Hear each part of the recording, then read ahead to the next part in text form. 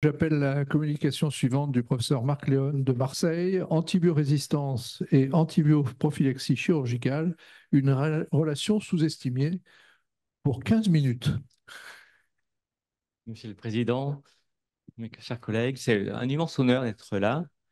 Je suis anesthésiste réanimateur et je cherche toujours une légitimité. Je suis PhD en maladies infectieuses dans une unité qui a fait la une de l'actualité il n'y a pas très longtemps. Donc, on va parler. Le premier titre qu'on m'avait proposé, c'était Quand ton ami vous joue de mauvais tours. Alors, j'ai eu du mal à le comprendre et puis finalement j'ai compris et je le trouve excellent. C'est la notion d'amitié et la notion d'amitié, elle est un peu irrationnelle et je trouve que ça répond bien à la problématique, mes conflits d'intérêts. Donc voilà, on va contextualiser tout ça. On va voir la méthodologie, quelques petits soucis de méthodologie, enfin, une discussion méthodologique qu'on a rencontrée.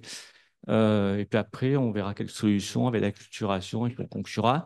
J'étais en charge d'un point de vue organisationnel des recommandations formalisées d'experts sur l'antiprophylaxie, qui sont des recommandations qui sont co-dirigées par l'ASFAR et l'ASPIF, mais qui incluent 24 sociétés qui sont toutes intervenantes et donc ce ne sont pas les recommandations des anesthésistes réanimateurs. On y tient. On veut que ce soit vraiment une collaboration avec tout le monde qui y participe. Voilà, ça a été un gros travail qu'on a mené sur à peu près une période d'un an. Il y a eu un copil, donc on était SFAR, deux organisateurs, Marc Garnier et moi-même, et pour la SPIF, Rémi Gauzy, que certains d'entre vous doivent connaître, qui ont mené ça. Il y avait 10 comités de pilotage qui s'occupaient chacun d'une spécialité et environ 10 personnes par comité. Donc ça fait beaucoup de travail. Je ne vous fais pas l'insulte de vous rappeler les objectifs de l'antibrophylaxie. Alors, on va parler d'un sujet qui est quand même dans les hôpitaux, pour m'occuper pas mal de recommandations. On n'est pas si mauvais en pratique, au moins en paire opératoire, au bloc opératoire. D'accord? Après, ce qui se passe, c'est un peu différent. Mais au bloc opératoire, on a des niveaux de compliance dont les objectifs en 2025 seront à 90%. Il y a pas beaucoup de pratiques qui sont à 90% de compliance. Quand on regarde, par exemple, les pneumonies dont je m'étais occupé il y a pas très longtemps, on avait fait un papier sur un audit qu'on avait fait avant-après, une étude avant-après, et le taux de compliance sur les pneumonies en réanimation était de 42%, vous voyez, et ce qui est plus proche de la compliance normale dans les établissements de santé en France que 90%. Et donc, le couple anesthésiste-chirurgien, finalement, médié par un infectiologue, très souvent, fonctionne pas si mal que ça en termes d'antiprophylaxie. Donc, il faut sortir de toutes les caricatures. On est quand même pas c'est pas un sujet où on performe très, très mal. Par contre, il y a vraiment un contexte particulier. Il y a des belles études du groupe de Charani. Alors, il y a Gabriel qui participe très souvent et j'adore ce type de papier un peu ethnographique qui ont montré qu'il y a vraiment un focus très fort du chirurgien. Alors, quand je dis le chirurgien, c'est une globalité, c'est l'équipe chirurgicale sur la prophylaxie et sur l'antiprophylaxie. Il y a une espèce, et c'est là où le terme ami, antibiotique, ami, prend tout son sens parce qu'il y a vraiment une fusion et on sort du rationnel pour aller dans quelque chose qui ressemble de temps en temps à de la croyance. C'est pas du tout le cas en unité. On est en train de sortir un papier, enfin de le soumettre là, où on regardait l'usage d'antibiotiques en service de chirurgie. Finalement, quand on regarde des critères de la compliance à 4 critères assez simples, on a 33% de compliance, ce qui est pas si bas que ça en pratique, hein, mais qui rejoint à peu près la normale. Et là, on voit que finalement cette antibiothérapie dans les services, elle est plutôt déléguée aux juniors, aux internes, plutôt qu'à notre membre. Donc, en fait, le focus est vraiment sur l'antiprophylaxie. Et puis, c'est un contexte que j'ai découvert avec le temps. Là, c'est parce que je m'occupe au sein de la SFAR, de la boîte Contact SFAR, donc toutes les réclamations remontent sur ma boîte mail. Et on a eu beaucoup de retours comme quoi le chirurgien était seul face aux patients et face à toute la machinerie médico-légale quand il y avait une infection du site opératoire et une erreur d'antiprophylaxie. Alors, comme je gère un service depuis 10 ans et que je gère toutes les plaintes qui passent par mon mail aussi, je suis souvent associé, je suis rarement associé aux remerciements quand ça se passe bien en chirurgie, mais chaque fois qu'il y a une emmerde, je suis quand même bien associé. Il me semble qu'on partage pas trop les bouteilles de champagne, mais par contre, quand ça va pas bien, on partage l'information quand même. Et donc, je suis allé voir, parce que je n'avais pas ce même vécu que ces courriers que je recevais, ou ces interpellations qui me disaient on est responsable et on est les seuls responsables. En fait, quand on va voir l'HAS, quand on va voir l'ANSM et quand on va voir les compagnies d'assurance, c'est quand même une notion d'équipe qui ressort, voire souvent l'anesthésiste d'ailleurs pour l'antiprophylaxie, mais voilà, une notion d'équipe et c'est quand même, voilà. Donc il y a un vécu qui est quand même très particulier parce qu'on nous dit c'est nous les seuls responsables et quand ça se passe mal, on est les seuls. Alors seuls face aux patients, ça je l'entends bien parce que nous on n'y est pas, mais à part quand ils sont en réanimation.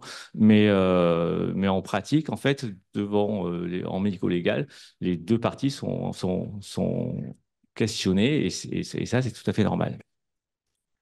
Le vécu, il est terrible, hein, parce que suite aux recommandations, sur certaines recommandations, on a dit il faut plus mettre d'antibiothérapie.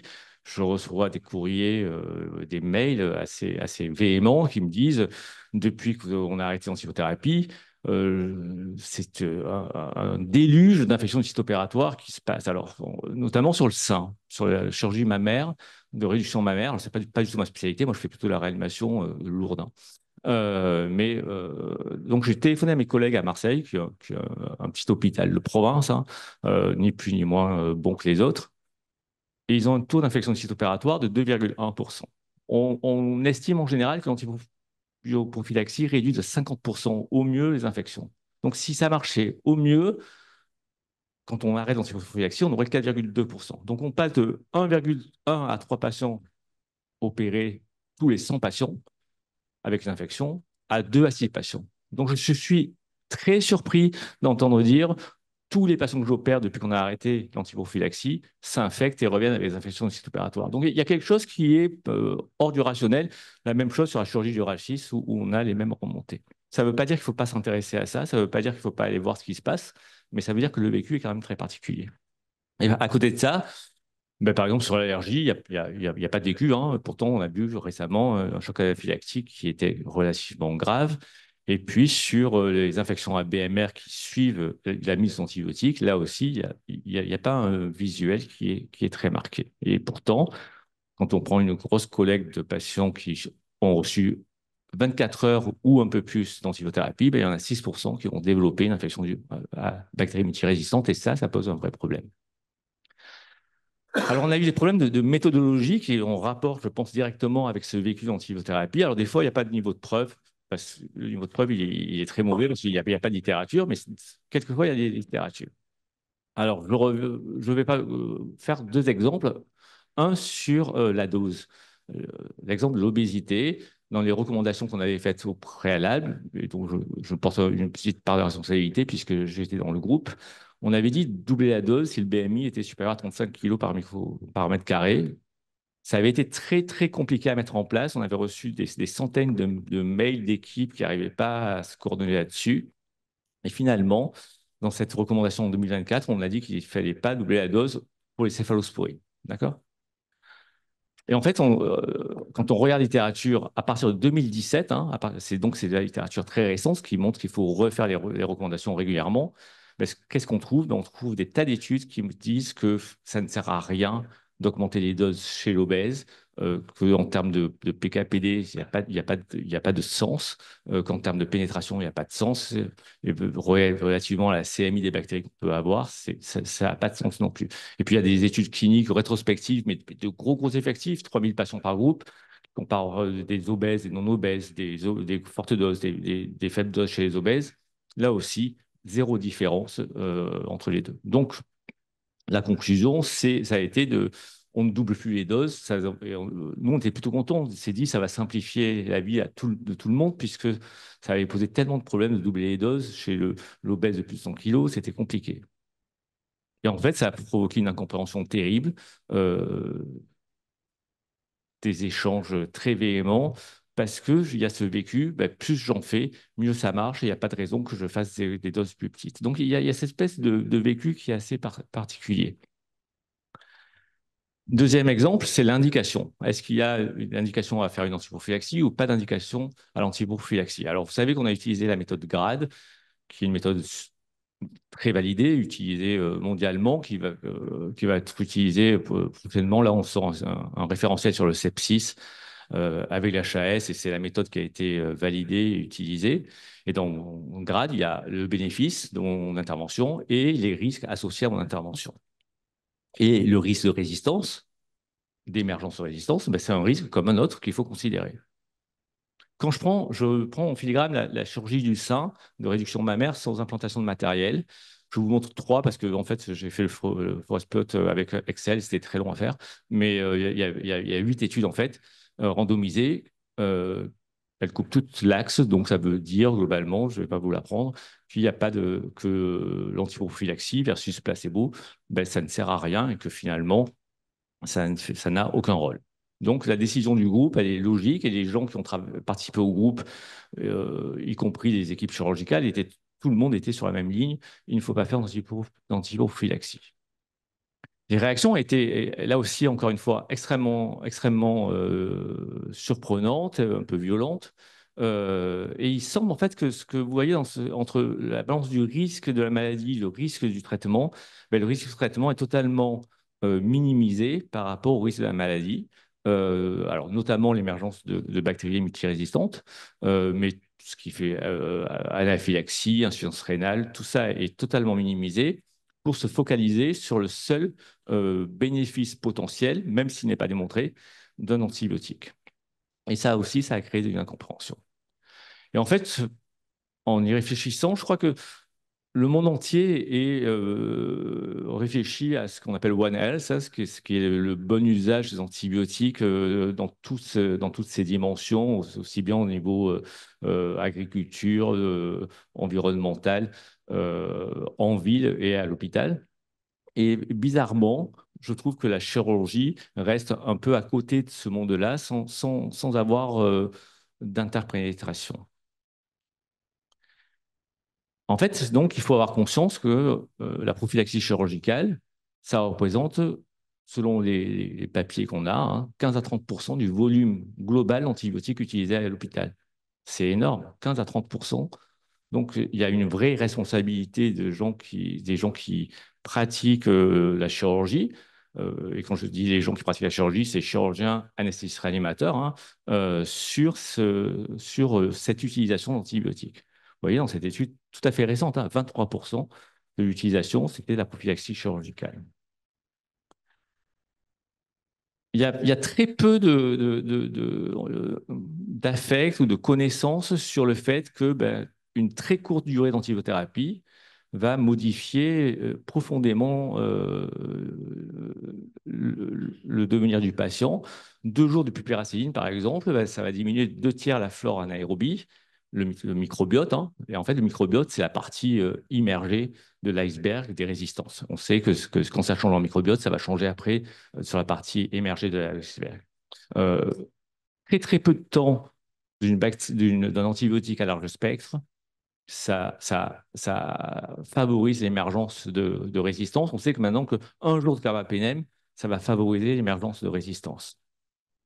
Et poursuivre une prophylaxie post-opératoire, d'autant plus qu'elle n'est pas nécessaire, et c'est tellement un sujet étudié qu'on avait une analyse de la littérature de 2000 à 2023, qu'on a dû restreindre pour ce topic particulier entre 2000 et 2023, entre 2020 et 2023, parce que sur 3 ans, il y avait 23 méta-analyses qui avaient été publiées, long versus court. Et mis à part sur les amputations de jambes, où là, ça sort un peu en faveur de prolonger, mais c'est vraiment un contexte particulier.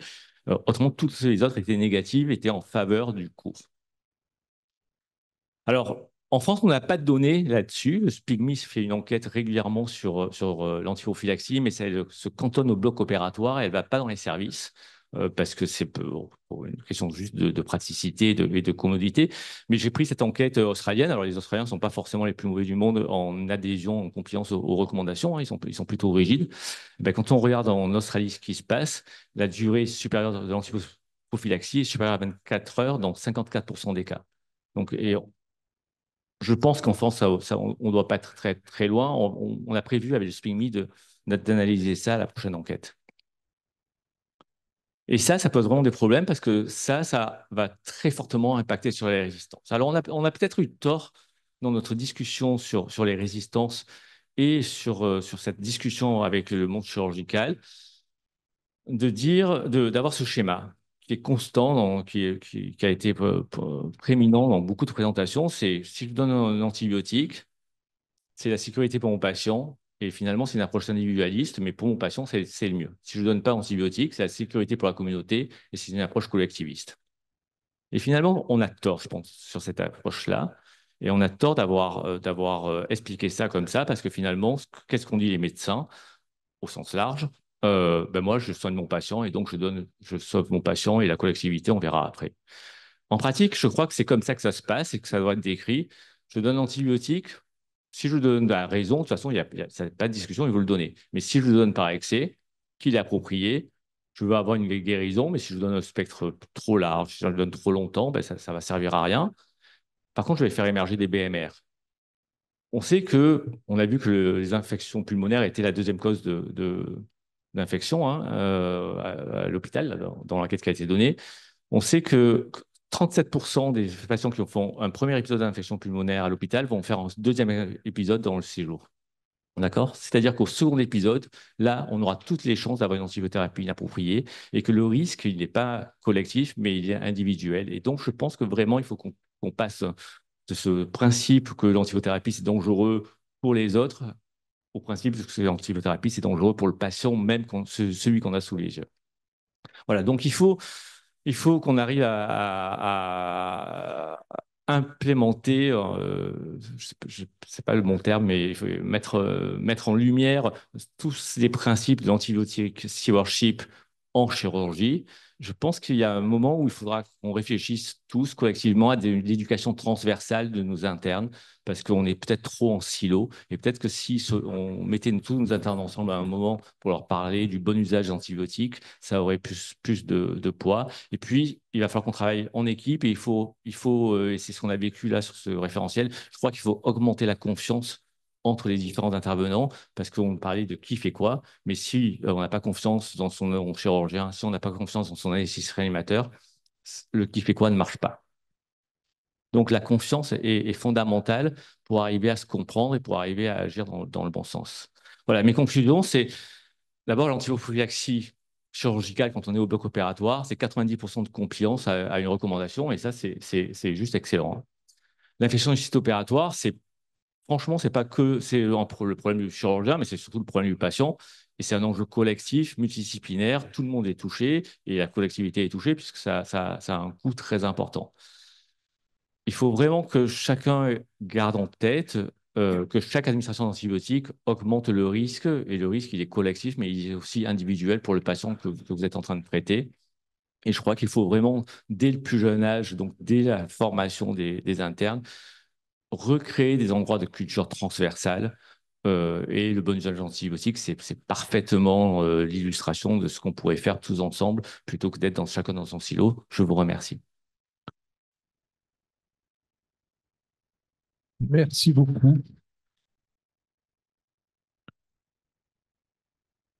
Vous avez été tellement clair. Ah si, perpétuel. Alors, merci beaucoup pour ta communication et puis surtout merci beaucoup pour tout ce travail réalisé en amont pour faire des recommandations. Parce que d'abord, les recommandations, on les attend, ces recommandations, hein, pour voir si on est bien dans les clous et s'il faut s'adapter. Donc, c'est un merci de la part des chirurgiens de faire tout ce travail. Est-ce qu'il n'y a pas en fait là-dedans un aspect sociétal qui est que le microbe est mauvais? Le microbe, c'est mauvais. Voilà, c'est sale, c'est dangereux. Alors qu'en fait, c'est une mauvaise vision des choses. C'est-à-dire que on voit bien qu'on veut se prémunir contre tout. Il y a également un hyperhygiénisme qui commence à poser certains problèmes. Et là, j'ai vu que Arte faisait un documentaire sur les microbes en disant ben, les microbes, c'est pas si mauvais. Est-ce qu'il n'y a pas cet effet-là? Et puis, est-ce qu'il n'y a pas non plus un deuxième effet sur les risques, enfin les infections nosocomiales, où on a dit longtemps c'est l'établissement qui est responsable, et en fait, on se rend compte qu'en pratique, les chirurgiens sont très souvent incriminés, seuls ou pas tout seuls d'ailleurs. Alors, je pense que c'est un angle très intéressant. Il faut aborder ça sur le microbiote. Je crois que le microbiote change tout. Tant qu'on a pensé que l'être humain était un gars stérile, sans aucune bactérie sur lui, et que on mettait une bactérie et que ben, cette bactérie, on mettait un antibiotique, on tuait la bactérie et tout allait mieux. Et c'était ça la vie. Nous, on a été, enfin, je sais pas, on a beaucoup été éduqués avec cette vision-là. À partir du moment où on comprend le microbiote, on comprend qu'on est plein de bactéries, que si on est dans un équilibre et que quand on met un antibiotique, ben, on dérègle tout cet équilibre. Je crois que la vision du traitement par antibiotique change complètement et c'est là où je pense que vraiment l'éducation de tous, reste primordiale et pourra faire avancer les mentalités.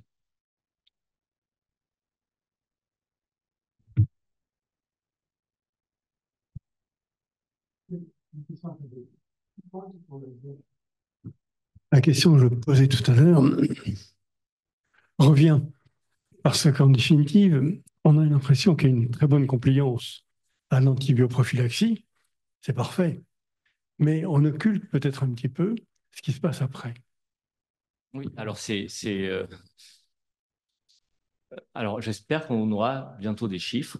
Sur la dernière enquête SPIGMI, c'est pour ça qu'on occulte. En fait, la dernière enquête SPIGMI s'est passée au bloc opératoire. D'ailleurs, on a changé le référentiel parce que je trouvais ça. Alors, d'abord parce que la littérature est pas en faveur, et c'était un peu agaçant de la part des auditeurs. C'était les 30 minutes. Vous voyez, si ce n'était pas à 30 minutes, euh, l'équipe était en faute. En fait, quand on regarde la littérature, entre 1 heure pour les céphalosporines, hein, on va parler, entre 1 heure et l'incision, finalement, ça marche. Normalement, c'est voilà, c'est très difficile de faire des différences. Et j'espère que ces nouvelles recommandations vont alléger cette pratique. euh, voilà, parce qu'on avait en face des gens un peu rigides de temps en temps. On leur expliquait que 30 minutes par rapport à l'incision, c'est quand même super difficile pour toute personne qui aille dans un bloc opératoire. C'est super difficile de prévoir à la minute près quand aura lieu l'incision. Donc ça, je pense on va résoudre le problème. On a discuté avec, avec Delphine, hein, qui est responsable du SPIGMI, la semaine dernière, et on va essayer de regarder ce qui se passe en service dans la prochaine enquête. Moi, je pense qu'on sera à peu près aux valeurs que je vous ai montrées en Australie, avec une prolongation qui est très fréquente. Ce qui peut s'expliquer, un, par un manque d'engagement, et ça, c'est à nous de le porter. Et nous, on s'y engage. On va essayer de l'anesthésiste en périopératoire, c'est-à-dire qu'il faut qu'on soit présent dans les services et qu'on suive ces patients et qu'on soit là, parce que si on n'est pas là, ben, on est forcément en tort. Et je pense qu'il faut que les anesthésistes réanimateurs, et on compte sur vous pour nous aider, aillent à la reconquête des services. D'abord, c'est parce que ça plaît beaucoup à nos jeunes collègues, et donc si vous voulez avoir des anesthésistes réanimateurs, c'est un bon moyen de les attirer. Et deux, parce que je pense que ça va augmenter la qualité des soins. Et puis après, c'est la confiance. Voilà. Moi, j'ai été anesthésiste réanimateur pas très longtemps, je dois avouer, en chirurgie. Pendant des années, j'ai fait des ordonnances de sortie en chirurgie maxillofaciale. Enfin, des années, non, parce que je n'ai pas fait très longtemps, mais des mois, pour m'apercevoir un jour que le chirurgien barrait mon ordonnance et prescrivait l'amoxicilline pendant 15 jours après. Voilà. Donc, et c'est là où je parle de confiance. Il faut que chacun ait confiance dans les compétences de l'autre. Et quelque part, j'ai un petit espoir que si on arrive à avoir une éducation, et je pense que c'est au moment de l'internat qui est très important, pas avant.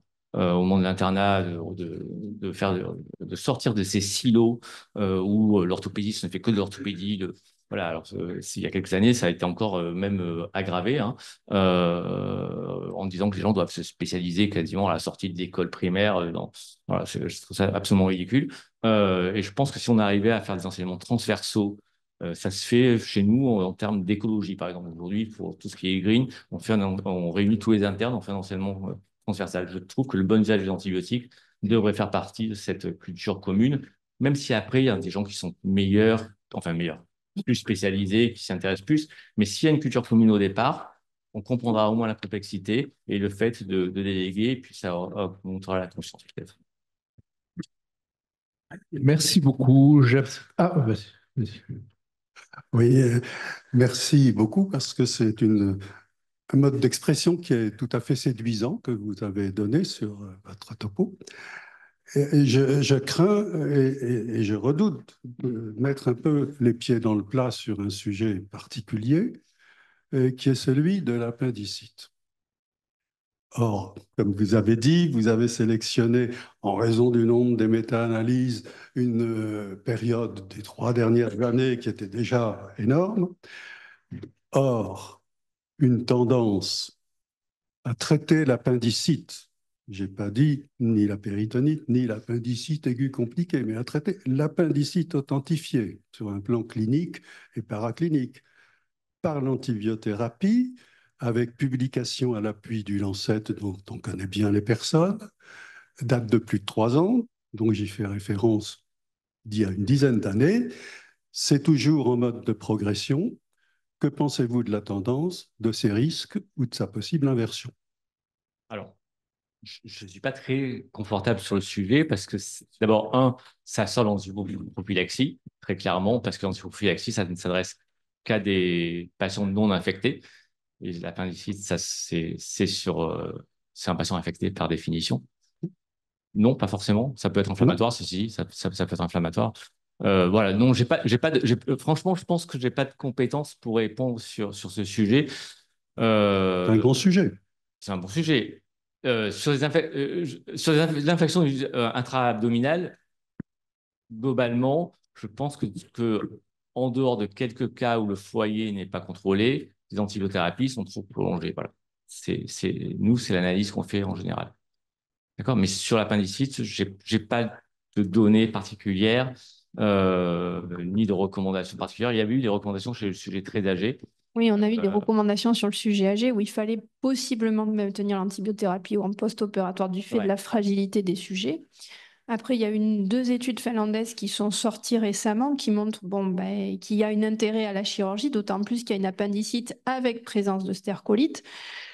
Je pense que, et j'espère, mais on n'a pas de données, on n'a pas eu d'études à l'heure actuelle sur le territoire français sur la prise en charge d'audit, sur la prise en charge par antibiothérapie versus chirurgie, mais je pense que depuis qu'il y a eu ces 2 dernières publications finlandaises, la communauté chirurgicale de chirurgie digestive met en place la chirurgie d'emblée.